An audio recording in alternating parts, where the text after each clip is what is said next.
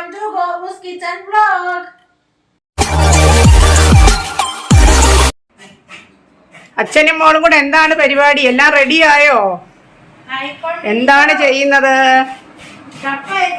ഓ, ഞാൻ ട്യൂഷൻ കഴിഞ്ഞ് വന്നപ്പോഴത്തേക്കെല്ലാം റെഡിയാക്കി വെച്ചിട്ട് അല്ലേ കുക്ക് ചെയ്യുന്നതിന് പാകമാക്കാന്ന് കരുതി അല്ലേ? കപ്പ അരിഞ്ഞു കുഴയ്ക്കുക അല്ലേ?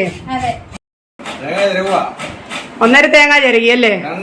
ആ ആയിക്കോട്ടെ. അപ്പൊ ഞാനെന്നാ ചമ്മന്തിപ്പൊടി അങ്ങ് ഉണ്ടാക്കാം. തീർന്നിരിക്കുമല്ലേ?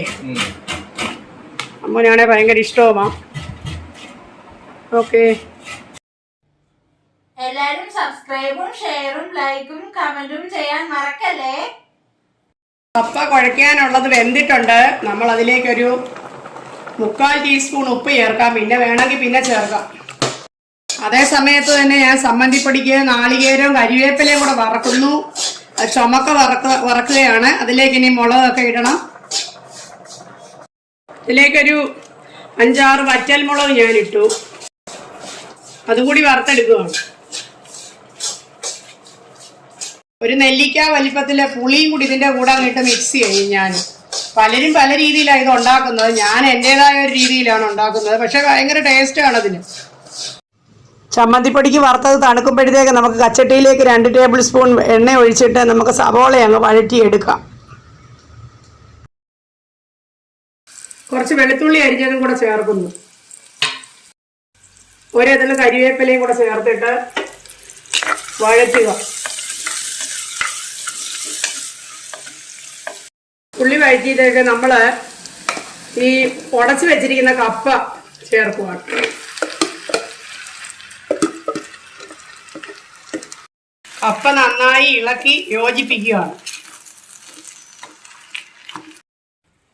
കപ്പയിലേക്ക് കുറച്ച് നാളികേരവും ജീരകവും മുളക് പൊടിയും കൂടെ ചതച്ച് നമ്മൾ ചേർക്കുകയാണ്.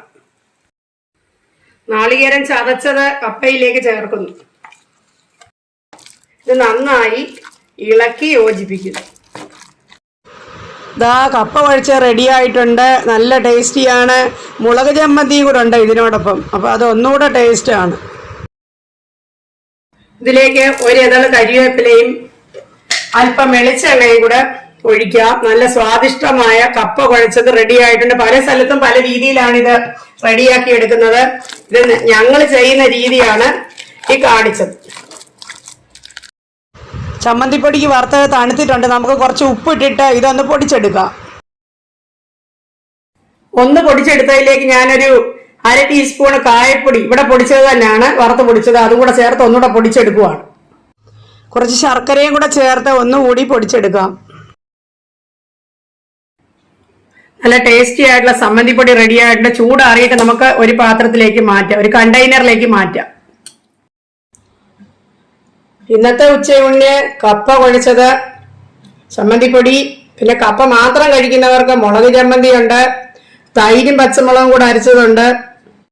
ഇന്നത്തെ ലഞ്ചിന്റെ ഐറ്റം ഇത്രയേ ഉള്ളൂ. സിമ്പിൾ ലഞ്ചാണ്. ഇനി ഒരു വീഡിയോ ആയിട്ട് എത്രയും പെട്ടെന്ന് കാണാം.